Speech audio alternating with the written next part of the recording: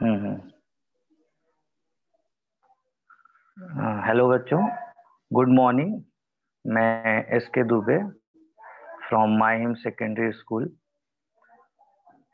आज हम लोग साइंस 2 का टॉपिक 7 पर चर्चा करेंगे और उसके बारे में डिटेल में अध्ययन करने के लिए मैंने कुछ स्लाइड्स बनाए हैं आपके लिए।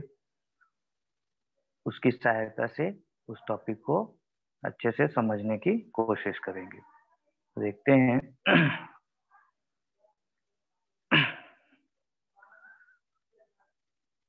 एक मिनट, लाइट आ रहा है।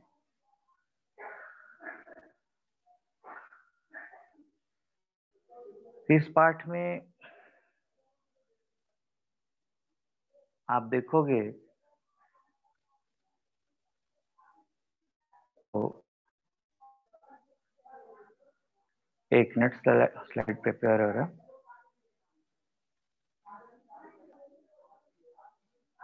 तो पाठ का नाम परितंत्र के ऊर्जा प्रवाह, 7th टॉपिक। और इसका जो दो घटक है, इसमें तो 4 घटक हैं वैसे, लेकिन फर्स्ट 2 घटक इस पर हम लोग आज चर्चा करेंगे। जो पहला है आहार श्रृंखला एवं खाद्य जाल, और दूसरा है ऊर्जा पिरामिड। सबसे पहले देखते हैं परितंत्र है क्या। तो परितंत्र को इंग्लिश में इकोसिस्टम कहा जाता है। इकोसिस्टम। अभी इकोसिस्टम है क्या, परितंत्र है क्या? तो हमारे पृथ्वी पर विभिन्न प्रकार के इकोसिस्टम, परितंत्र हैं। और सबसे पहले एक उदाहरण के माध्यम से आपको समझाना चाहूंगा कि जैसे जंगल एक परितंत्र है। अब जंगल में केवल वनस्पतियां ही नहीं है, उसमें विभिन्न प्रकार के छोटे से लेकर बड़े पौधे हैं, वनस्पतियां हैं, और साथ साथ में उन पर निर्भर रहने वाले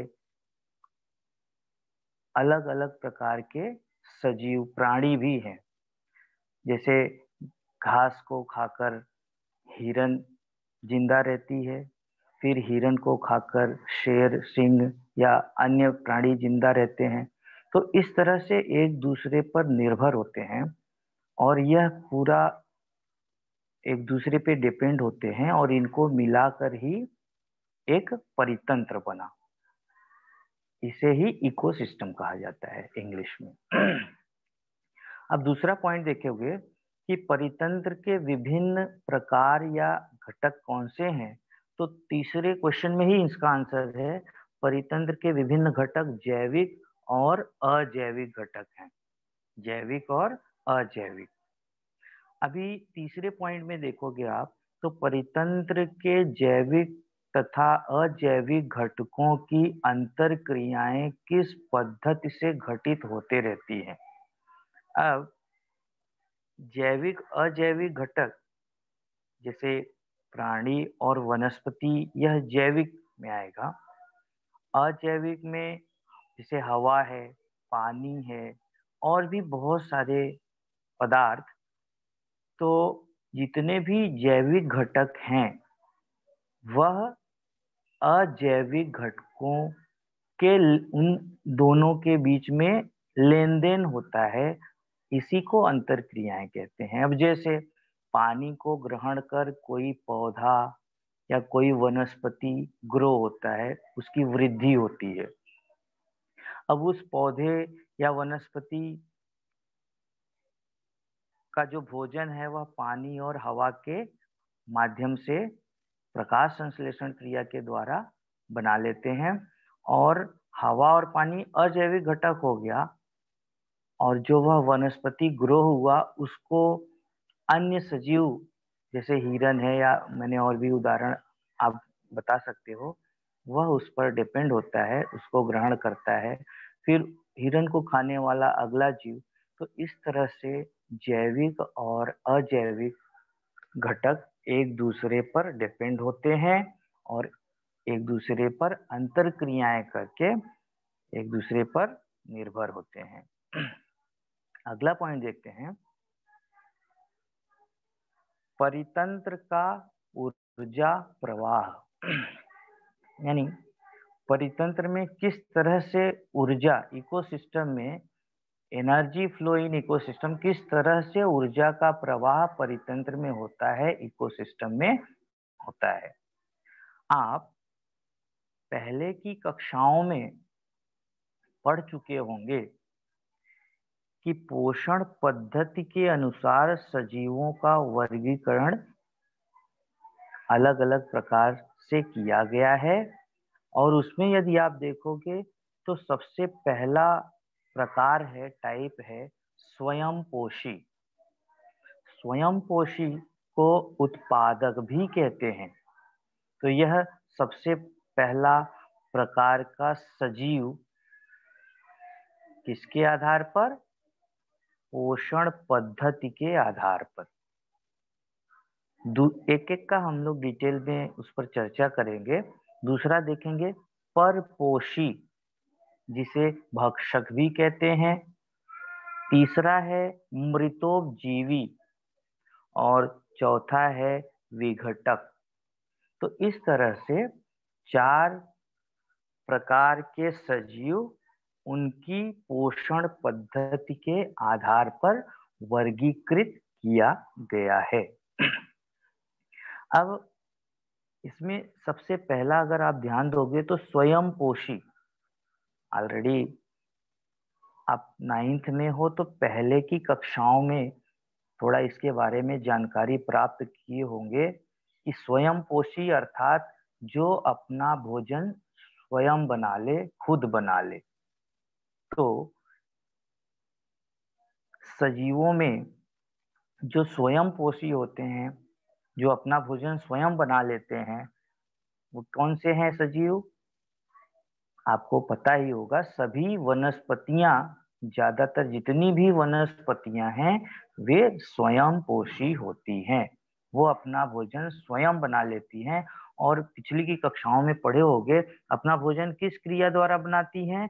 उसको कहते हैं प्रकाश संश्लेषण क्रिया। प्रकाश संश्लेषण क्रिया द्वारा वे अपना भोजन बना लेती हैं। और प्रकाश संश्लेषण क्रिया है क्या? वनस्पतियां वातावरण से कार्बन डाइऑक्साइड गैस ग्रहण करती हैं, जमीन में से पानी लेती हैं और सूर्य प्रकाश की उपस्थिति में, यानी सनलाइट की उपस्थिति में, कहीं कहीं समीकरण पे आप देखे होंगे कि एरो पर यूवी लाइट भी लिखा रहता है। ऐसा एरो है तो वहां पे यूवी लाइट भी लिखा रहता है। अल्ट्रा वायलेट लाइट भी कहते हैं उसको इंग्लिश में। हिंदी में पराबैंगनी किरणें कहते हैं। अब तो सनलाइट कहो चाहे अल्ट्रावायलेट लाइट कहो या हिंदी में उसको पराबैंगनी किरणें लिखो, साथ साथ में वहां पर लिखा रहेगा क्लोरोफिल, पर्णहरित। क्लोरोफिल के कारण ही वनस्पतियों की पत्तियां हरे रंग की होती हैं। तो इतने सारे कंडीशन के प्रेजेंस में वनस्पतियां अपना भोजन बना लेती हैं। ग्लूकोज साथ साथ में ऑक्सीजन देती हैं और ऊर्जा देती हैं। तो इस तरह से प्रकाश संश्लेषण क्रिया द्वारा वनस्पतियां अपना भोजन स्वयं बना लेती हैं, इसीलिए उन्हें स्वयंपोषी कहते हैं। अब इन वनस्पतियों को खाकर जो सजीव जिंदा रहता है या अपना पोषण वनस्पतियों द्वारा ग्रहण करता है, ऐसे सजीवों को परपोषी सजीव कहते हैं। डिटेल में एक एक करके आगे देखेंगे ये है क्या, तो शॉर्ट में आपको थोड़ा सा बता दे रहा हूं। अब परपोषी सजीव वे होते हैं जो वनस्पतियों के ऊपर डिपेंड होते हैं, जो अपना भोजन दूसरे से ग्रहण करते हैं, वे परपोषी या भक्षक कहलाते हैं। अभी मृतोपजीवी ऐसे सजीव जो मृत जीवों को खाकर जिंदा रहते हैं, मृत जीवों से अपना पोषण प्राप्त करते हैं, वो मृतोपजीवी कहलाएंगे। और विघटक इंग्लिश में से डीकम्पोजर कहा जाता है। तो खासतौर से जितने भी आप देखोगे सूक्ष्म जीव होते हैं वे विघटक कहलाते हैं, डीकम्पोजर कहलाते हैं। और ये सूक्ष्म जीव जो सजीव मृत हो गया है उसको डीकम्पोज कर देते हैं, सरल भाषा में कहेंगे उसको सड़ा देते हैं, विघटित कर देते हैं। तो इस तरह से 4 प्रकार के सजीव हुए उनकी पोषण पद्धति के अनुसार। अब इसमें हम लोग अगला भाग देखेंगे कि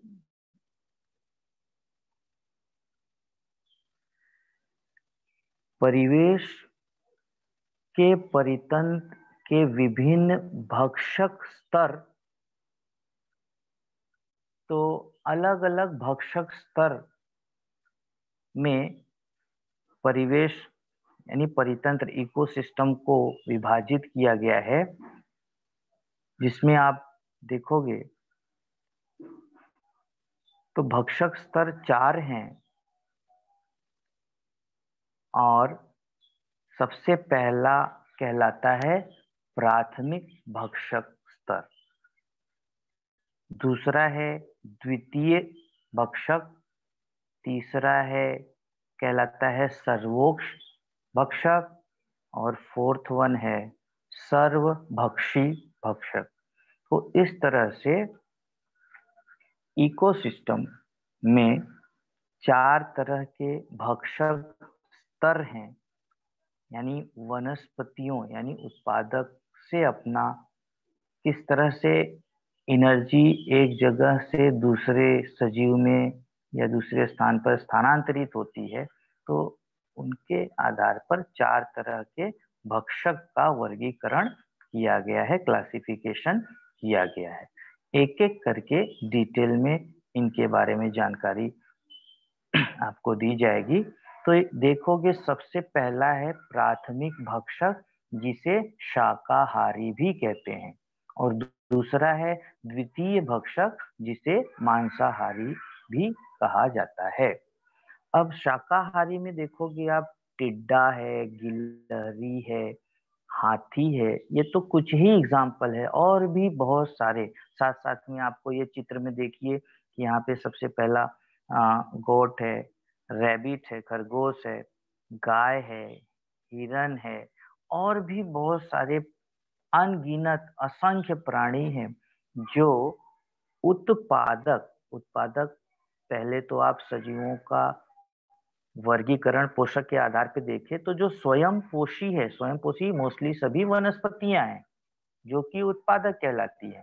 तो उत्पादक से अपना पोषण ग्रहण करती हैं, उन्हें ही प्राथमिक भक्षक कहते हैं। तो सिंपल भाषा में हम लोग कह सकते हैं, सिंपल सेंटेंस में, कि वे प्राणी जो अपना भोजन स्वयं पोषी वनस्पतियों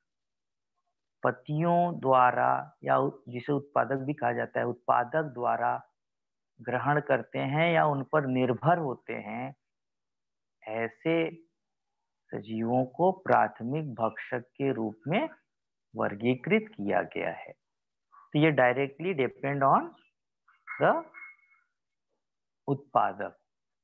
तो बहुत सारे एग्जांपल, टिड्डा, गिलहरी, हाथी, रैबिट है, बकरी है, बहुत सारे एग्जांपल आप अपने मन से भी बता सकते हो, लिख सकते हो। दूसरा है द्वितीय भक्षक, जिसे मांसाहारी भक्षक भी या मांसाहारी भी कहते हैं। और इनमें देखोगे आप मेढक, उल्लू, लोमड़ी, ये क्या करते हैं, शाकाहारी प्राणियों का अन्न के रूप में उपयोग करते हैं। तो ये तो 3 ही एग्जाम्पल है, ऐसे बहुत सारे एग्जाम्पल आप अपने मन से भी बता सकते हो, खुद बता सकते हो। तो फर्स्ट पिक्चर में देख रहे हो उल्लू है, यहाँ फिश है, दूसरे में तीसरा है फॉक्स है, लोमड़ी है, ये हाइना है, और भी बहुत सारे प्राणी सजीव होते हैं जो कि उन प्राणियों से अपना भोजन प्राप्त करते हैं, जो कि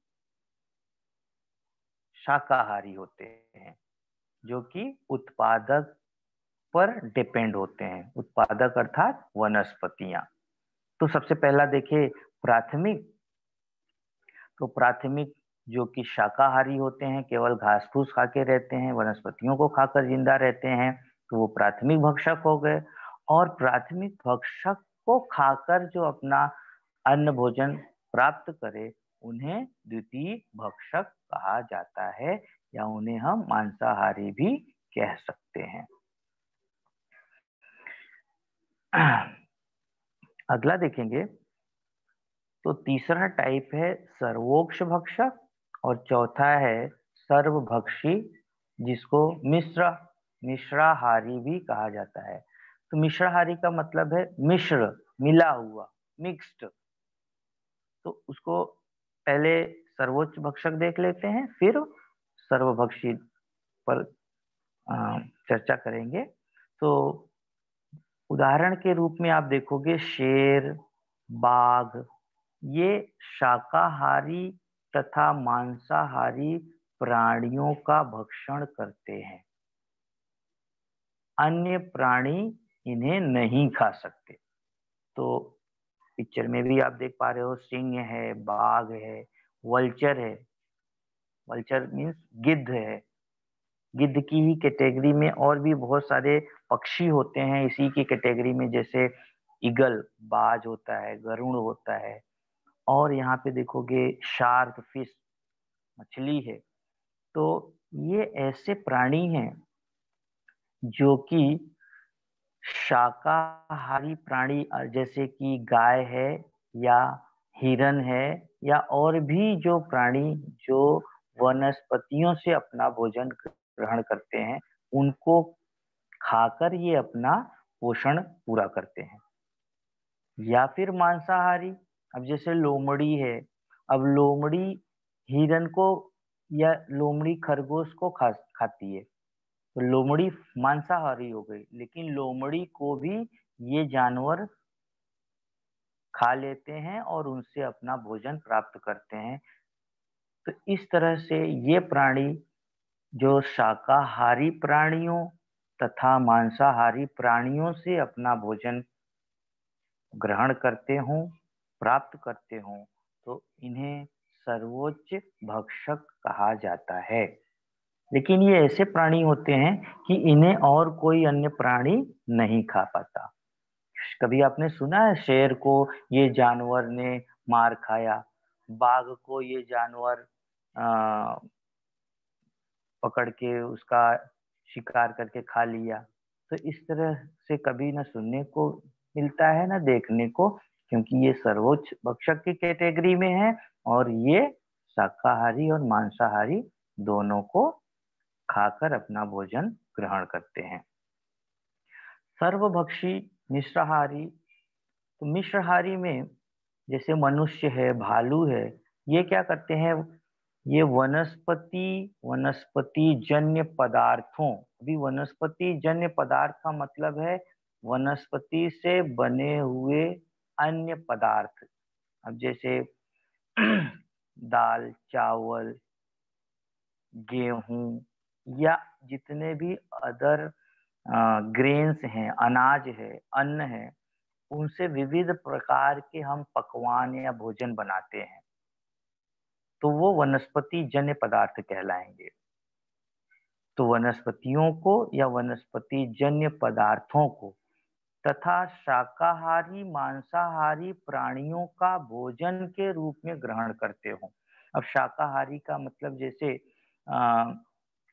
कुछ लोग जैसे नॉन वेजिटेरियन होते हैं जो लोग, तो वो बकरी या बकरा ऐसा खाते हैं। तो बकरी क्या है? शाकाहारी है, वह घास फूस खाकर जिंदा रहता है। वो डायरेक्टली उत्पादक यानी स्वयं पोषी वनस्पतियों, स्वयं पोषी सजीवों को खाकर जिंदा रहता है, इसलिए वो शाकाहारी है। तो बकरी तो शाकाहारी है, लेकिन जो लोग ऐसे शाकाहारी प्राणियों द्वारा, वनस्पतियों द्वारा, वनस्पति जन्य पदार्थों द्वारा अपना भोजन ग्रहण करते हों, साथ साथ में मांसाहारी प्राणियों द्वारा भी अपना भोजन ग्रहण करते हों, इस तरह के भक्षक को सर्वभक्षिक या मिश्रहारी स्तर में वर्गीकृत किया गया है। अगला देखेंगे, आहार श्रृंखला एवं खाद्य जाल। तो संलग्न में आपको एक आकृति दिखाई दे रही होगी आहार श्रृंखला की। तो सबसे पहले आप देखेंगे आहार श्रृंखला, इसमें दो शब्द है। तो आहार श्रृंखला अलग पद है और खाद्य जाल अलग है। दोनों क्या हैं उनके बारे में डिटेल में मैं आपको बताने की कोशिश करूंगा। उसको इंग्लिश में food chain and food web कहा जाता है। अभी उत्पादक, भक्षक, मृतोपजीवी सजीवों में सदैव अंतर क्रियाएं होती रहती हैं। अभी उत्पादक आपको ऑलरेडी समझ में आया होगा कि जो स्वयंपोषी वनस्पतियां हैं, जो स्वयंपोषी सजीव हैं, वे उत्पादक कहलाते हैं। भक्षक जो उनको खाकर जिंदा रहते हैं, और मृतोपजीवी जो मृत सजीवों को खाकर जिंदा रहते हैं। इन तीनों में आपस में अंतर क्रिया, यानी ये तीनों आपस में एक दूसरे पर डिपेंडेंट होते हैं, निर्भर होते हैं। इन अंतर क्रियाओं का एक क्रम होता है, उसे ही आहार श्रृंखला कहा जाता है। यदि आपसे कोई पूछे कि आहार श्रृंखला क्या है या आहार श्रृंखला किसे कहते हैं, तो आप अपने शब्दों में भी बता सकते हो कि जो विभिन्न प्रकार के सजीव हैं, उत्पादक, भक्षक और मितोपजीवी, ये लोग आपस में अंतर क्रिया करते हैं, अर्थात आपस में एक दूसरे पर इन डिपेंडेंट रहते हैं, निर्भर रहते हैं एक दूसरे के ऊपर, और इन्हीं अंतर क्रियाओं के क्रम को आहार श्रृंखला कहते हैं। अब जैसे उत्पादक, यहाँ पे क्या हो गया, ये घास दिख रहा है आपको, ये हो गया उत्पादक।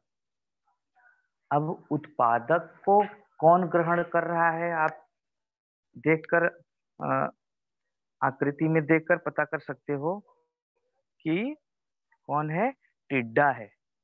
उत्पादक कौन है, टिड्डा है। तो टिड्डा जो है घास को या अन्य वनस्पतियों को खाकर जिंदा रहता है। अब इस टिड्डे को कौन खा रहा है, आप देख रहे होंगे आकृति में, फ्रॉग, मेढक। मेढक जो है टिड्डे को खाकर अपना पोषण ग्रहण कर रहा है। अब मेढक को कौन खाया, सांप। सांप जो है अपना भोजन या अपना पोषण मेढक को खाकर पूरा करता है। सांप को कौन खाया, ईगल, बाज। और बाज जो है उसका अगर डेथ हो जाता है, डेथ हो जाने के बाद सूक्ष्म जीव जो होते हैं, जिसको विघटक कहते हैं, वह उसे विघटित कर, उसको सड़ाकर, उसको डिकम्पोज कर मिट्टी में मिला देता है, और मिट्टी में मिल जाने के बाद वह पोषक पदार्थ फिर से घास अर्थात वनस्पतियों, पौधों तक पहुंच जाता है। तो इस तरह से आप देखो कि एक चेन बन गया, श्रृंखला बन गई। उत्पादक से कहाँ गया, भक्षक। अब भक्षक आपने देखा अलग अलग प्रकार के भक्षक, प्राथमिक भक्षक, द्वितीय भक्षक, सर्वोच्च भक्षक और मिश्र भक्षक। तो ये जो उत्पादक है, वनस्पति है, यह उत्पादक है। यहाँ से टिड्डे ने ग्रहण किया तो टिड्डा जो है प्राथमिक भक्षक कहलाया। यहाँ से फिर मेढक ने इसे ग्रहण किया, खाया, तो यह द्वितीय भक्षक कहलाएगा। अब सांप भी द्वितीय भक्षक के ही अंतर्गत आएगा, क्योंकि वह अन्य प्राणी को खा रहा है, लेकिन इस सांप को खाने वाला सर्वोभक्षी कहलाएगा। तो इस तरह से एक श्रृंखला, एक उदाहरण आपको दिखाई दे रहा है, जो कि आहार श्रृंखला का एक चेन, एक उदाहरण है। इसी तरह से बहुत सारे उदाहरण आप अपने मन से भी बता सकते हो, लिख सकते हो।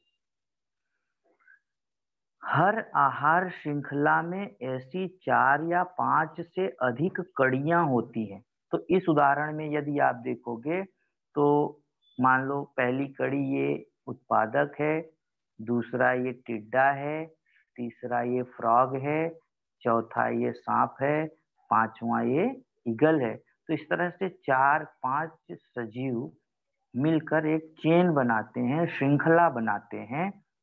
इसे ही आहार श्रृंखला कहा जाता है। किसी परितंत्र में ऐसी एक दूसरे से जुड़ी हुई कई आहार श्रृंखलाएं समाविष्ट हो सकती हैं और इससे ही खाद्य जाल बनता है और उसे ही हम खाद्य जाल भी कह सकते हैं। तो यह एक आहार श्रृंखला है। इसी तरह से आप बहुत सारे उदाहरण अपने मन से आहार श्रृंखला का बना सकते हो और बता सकते हो। अगला देखते हैं। कोई सजीव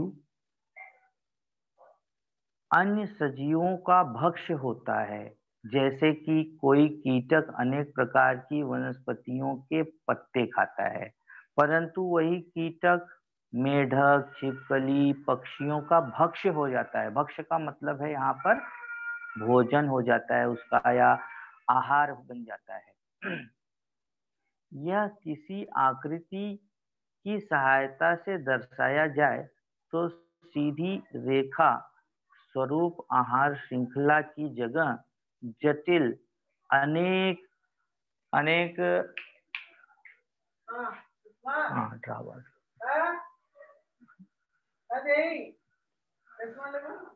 अनेक शाखाओं वाला जाल बन जाता है, जिसको हम वेब भी कहते हैं। तो इसको फूड वेब कहा जाता है इंग्लिश में, और इसे ही प्राकृतिक खाद्य जाल या फूड वेब कहते हैं। आमतौर पर ऐसे खाद्य जाल प्रकृति में हर जगह पाए जाते हैं। हो सकता है वह जमीन पर हो, पानी में हो तो पानी का खाद्य जाल, जमीन पर है तो जमीन का खाद्य जाल। तो ये तो मैंने 2 ही बताया, और भी बहुत सारे खाद्य जाल हो सकते हैं, जिसे फूड वेब कहा जाता है। अब इस आकृति में आप देखोगे तो सबसे पहले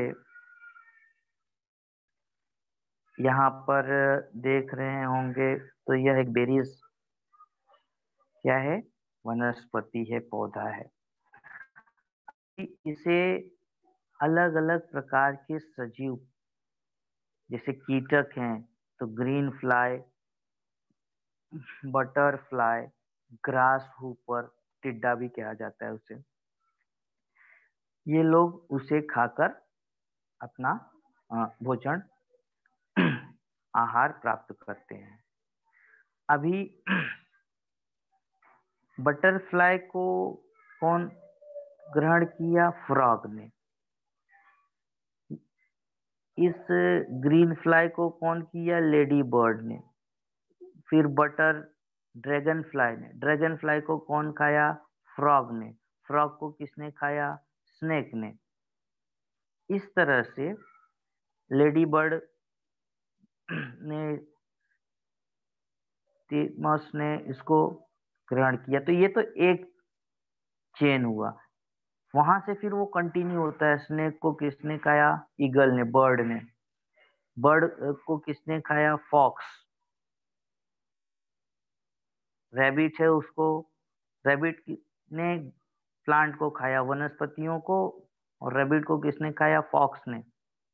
इस तरह से और भी एक देखिए, इस घास फूस को खाकर कौन सजीव है? ये कौन सा? माउस, चूहा। उसे कौन खाया? बर्ड, ईगल ने या फिर फॉक्स ने। तो इस तरह से जरूरी नहीं है कि एक ही उस वनस्पति को एक ही सजीव या एक ही प्राणी खाएगा। विभिन्न प्रकार के प्राणी सजीव प्राथमिक भक्षक स्तर पर हो सकते हैं, उसमें से कई टाइप के द्वितीय स्तर पर होंगे, बहुत सारे सर्वोच्च भक्षक होंगे, और मिश्राहारी भी विभिन्न प्रकार के होते हैं। तो इस तरह से आपने देखा कि खाद्य जाल, जिसे फूड वेब कहा जाता है, तो जो भक्षक है वह खुद दूसरे का भक्ष्य बन जाता है, उसे और कोई ग्रहण कर लेता है, उसे इस श्रृंखला को, इस चेन को ही फूड वेब या खाद्य जाल कहा जाता है। आगे देखते हैं। अपने आसपास के परितंत्र के विभिन्न भक्षकों की सूची बनाइए। ये एक एक्टिविटी दिया गया है, आप खुद कर सकते हो, और इसका पोषण पद्धति के अनुसार वर्गीकरण करो। जैसे कि संलग्न आकृति में आपको दिखाया गया है कि विभिन्न प्रकार के जो सजीव हैं, इन सजीवों की आकृति को देखकर आप खुद से अपना एक खाद्य जाल बनाओ, जैसे कि पिछली आकृति में आपने देखा। तो जैसे यहाँ पे आपको घास दिख रहा है, तो ये वनस्पतियां हो गई, और ये वनस्पतियां क्या कहलाएंगी? उत्पादक। अब इन वनस्पतियों को खाकर कौन जिंदा होगा? तो नेक्स्ट वाला आएगा, जैसे कि यह गिलहरी है। अब गिलहरी को कौन खाएगा? तो नेक्स्ट चेन ऐसे। तो इस तरह से आप खुद यह समझिए, ये आपका होमवर्क है। तो इन अलग अलग प्राणियों के चित्रों को देखकर, उनको चूज कर, सेलेक्ट कर, आप 2 या 3 खाद्य जाल बना सकते हैं। इसमें कुछ क्वेश्चन दिया है, उस पर चर्चा करेंगे। क्या खाद्य जाल के भक्षकों की संख्या निश्चित होती है? नहीं, खाद्य जाल में भक्षकों की संख्या निश्चित नहीं होती, उसमें बहुत सारे भक्षक हो सकते हैं, विभिन्न प्रकार के हो सकते हैं। दूसरा है, कई प्रकार के भक्षक यदि एक ही प्रकार के सजीव का भक्षण करें तो इसका परितंत्र पर क्या असर होगा? ये बहुत इंपॉर्टेंट क्वेश्चन। यानी एक ही प्रकार के भक्षक को अगर अन्य सजीव उसका भक्षण करते हैं, तो हमारा इकोसिस्टम क्या होगा? वह इम्बैलेंस हो जाएगा, डिस्टर्ब हो जाएगा। क्यों?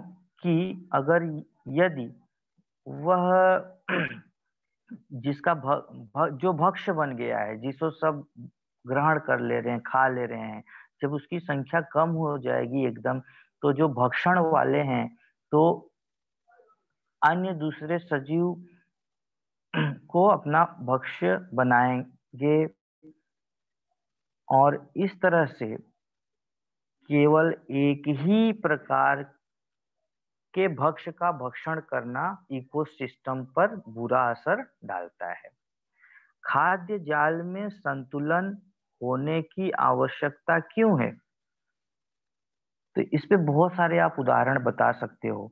जैसे कि यदि अ, चूहों की संख्या, अगर सांपों की संख्या कम हो गई, स्नेक, तो चूहों की संख्या बढ़ जाएगी। और यदि चूहों की संख्या बढ़ गई, रैट की संख्या बढ़ गई, तो वह सभी फसल नष्ट कर देंगे, और यदि फसल नष्ट कर देंगे तो अन्य जितने भी सजीव हैं, खासतौर से हम लोग भी, मनुष्य भी अपना भोजन वनस्पतियों से, फसलों से ही प्राप्त करता है। तो जो फसल ही नहीं रहेगा तो मनुष्य कैसे लाइव रहेंगे? इसलिए चूहों की संख्या को कंट्रोल करने के लिए सांपों की संख्या भी जरूरी है। तो इस तरह से यदि इम्बैलेंस हो जाएगा इकोसिस्टम, सब चूहों की संख्या मान लो खत्म हो गई, सब चूहे मर गए, तो सांप किसे खा के जिंदा रहेगा? तो इस तरह से सांप की भी संख्या कम हो जाएगी और इकोसिस्टम डिस्टर्ब हो जाएगा। इसलिए इकोसिस्टम में, परितंत्र में सभी भक्षक स्तर पर, जो अलग अलग स्तर देखा आपने, उनकी संख्या सही रहनी चाहिए। नेक्स्ट,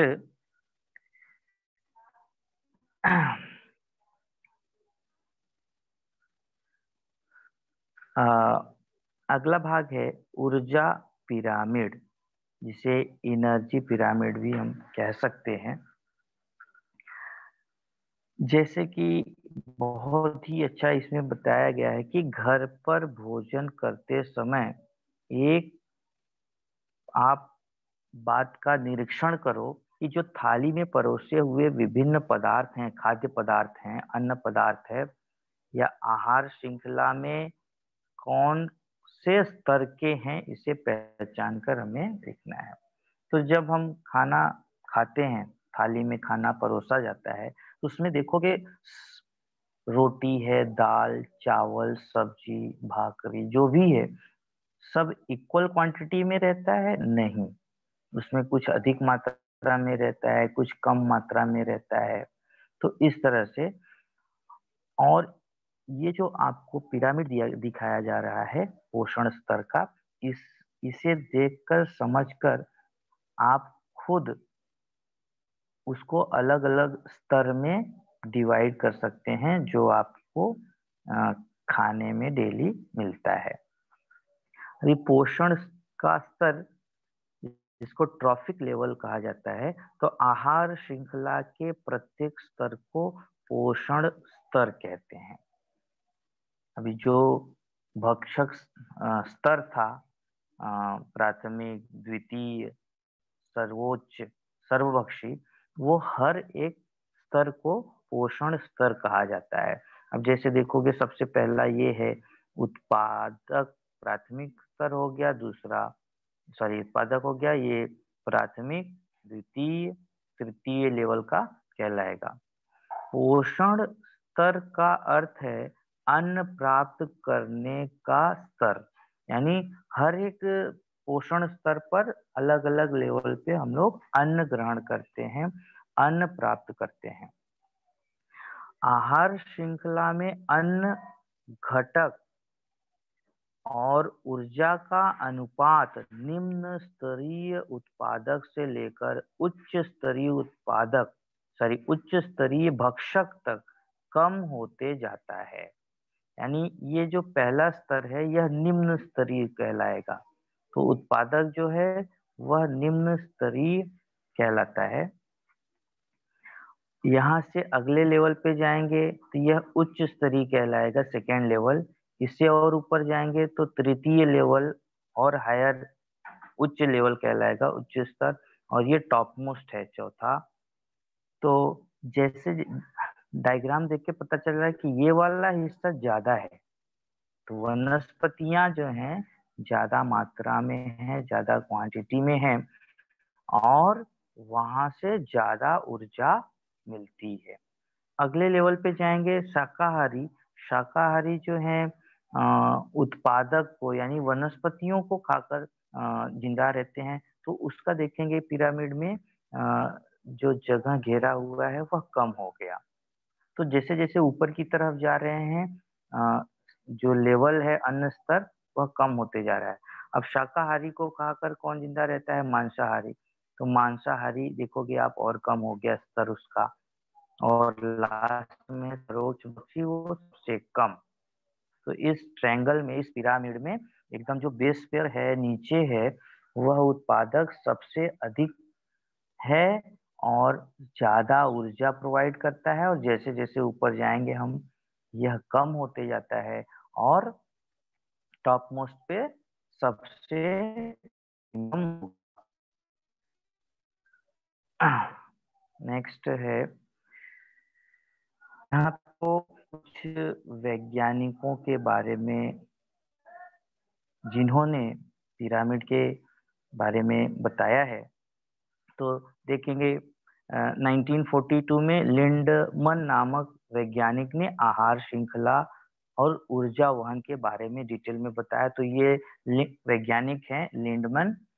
और ये जो सेकेंड वाले हैं इनका नाम है चार्ल्स एल्टन, जो कि ब्रिटिश वैज्ञानिक है। 1927 में इन्होंने कई द्वीपों पर टुंड्रा परितंत्र का अध्ययन कर उसके बारे में बताया, और इन्होंने ही पहली बार पिरामिड के बारे में बताया, जो फूड पिरामिड है, पोषण पिरामिड है, उसके बारे में। और इन्हीं को रिस्पेक्ट देने के लिए ये पिरामिड का नाम है एल्टोनियन पिरामिड, क्योंकि इनका नाम एल्टन है, चार्ल्स एल्टन। तो इन्हीं के नाम के आधार पर ये जो पिरामिड है, पोषण पिरामिड, उसको एल्टोनियन पिरामिड भी कहा जाता है।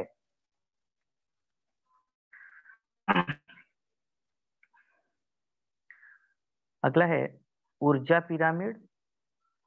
किस तरह से नेक्स्ट फिगर में हम लोग देखेंगे कि प्रत्येक स्तर पर ऊर्जा का प्रवाह, आहार श्रृंखला में अनेक ऊर्जा विनिमय स्तर की रचना के अनुसार जब ऊर्जा का हस्तांतरण हस्तांतरण यानी ट्रांसफर होना, एक लेवल से दूसरे लेवल पे जाना, तो मूल ऊर्जा धीरे धीरे कम होते जाती है। और उसी प्रकार सजीवों की संख्या भी निम्न स्तर से उच्च स्तर की ओर कम होती है। परितंत्र ऊर्जा की इस रचना को ऊर्जा पिरामिड कहते हैं। तो किस तरह से देखोगे, यहाँ पे जो बेस लेवल पे है वनस्पतियां, यह उत्पादक हो गई, और जैसे जैसे ऊपर जाएंगे तो ऊर्जा भी कम होते जाएगा और उनकी संख्या भी कम होते जाएगी। तो देखोगे वनस्पति यानी उत्पादक लेवल पे 10,000 कैलोरी ऊर्जा है, तो नेक्स्ट लेवल पे ओनली 1,000 है, और हायर लेवल पे जाएंगे तो 100 किलो कैलोरी है, और टॉप मोस्ट पे गए तो 10 किलो कैलोरी ऊर्जा है। तो इस और इनमें हस्तांतरण यानी ऊर्जा एक लेवल से दूसरे लेवल पर ट्रांसफर होती है, हस्तांतरित होती रहती है।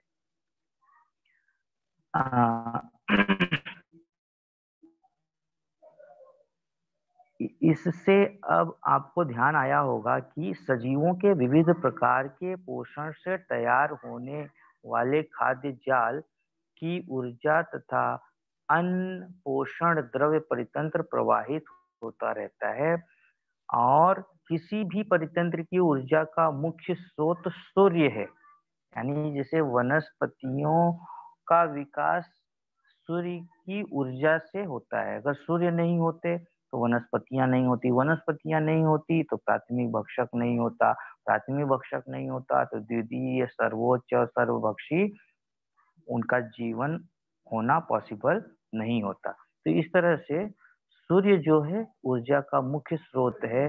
हरी वनस्पतियां कुल सौर ऊर्जा की कुछ ऊर्जा भोजन के रूप में संग्रहित करती हैं। विघटकों तक पहुंचने के पूर्व ये ऊर्जा एक पोषण स्तर से दूसरे पोषण स्तर तक जाता है, और विघटकों द्वारा इसमें से कुछ ऊर्जा उष्मा के रूप में उत्सर्जित की जाती है।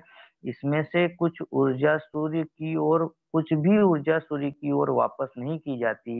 इसीलिए ऐसी ऊर्जा को एक दिशीय ऊर्जा कहा जाता है। यानी सूर्य से जो ऊर्जा वनस्पति में आई, वनस्पति से अन्य प्राणियों में गई, लेकिन उनके विघटन होने के बाद वह ऊर्जा फिर से पुनः सूर्य की तरफ नहीं जाती।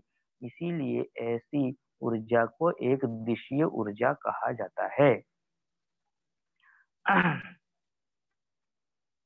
तो ठीक है बच्चों, मैंने आपको टॉपिक सरल करके बताने की कोशिश, आपको समझ में आया होगा। यदि किसी बच्चे को कुछ भी डाउट है, वो अपना अपना डाउट क्लियर कर सकता है अपना रेजेंट करके।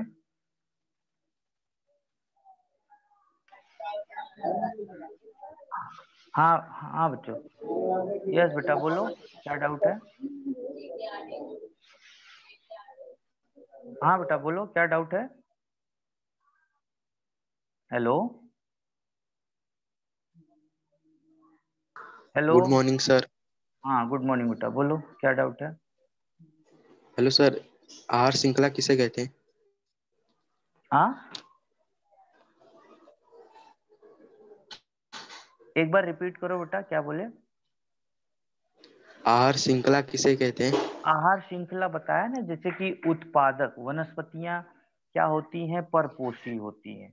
अब उन वनस्पतियों को खाकर दूसरा, जैसे कि उदाहरण के लिए टिड्डा पकड़ मान लो, तो टिड्डा क्या हो गया, प्राथमिक भक्षक हो गया। टिड्डे को और दूसरा कोई सजीव खाएगा जो द्वितीय भक्षक है। द्वितीय भक्षक को कौन खाएगा, सर्वोच्च भक्षक।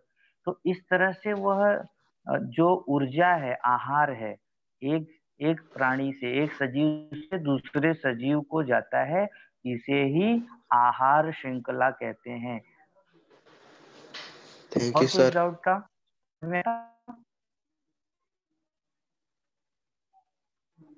Hello sir. Hello. Good morning हाँ सर। बेटा बोलो। सर विघटक गुड किसे मॉर्निंग बेटा कहते हैं? बोलो। सर विघटक किसे कहते हैं?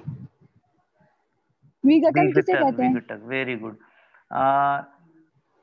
हाँ बता रहा हूँ, आपका क्वेश्चन मैंने सुन लिया, अभी आप ध्यान से सुनो। विघटक को इंग्लिश में डीकम्पोजर कहा जाता है। अब जैसे एक सिंपल सा उदाहरण बता रहा हूँ कि आप अगर देखे होगे, अगर कोई फल जो है, जैसे केला है, आप कहीं फेंक दो मैदान में, तो वह क्या हो जाता है, सड़ जाता है, धीरे धीरे सड़ के मिट्टी में मिल जाता है। तो वो सड़ता क्यों है? वो सड़ना ही शुद्ध हिंदी में उसको विघटक, विघटन कहते हैं। वो क्रिया जो है विघटन है, और उसको जो सड़ाता है माइक्रो ऑर्गेनिज्म, सूक्ष्म जीव, उसको विघटक कहते हैं।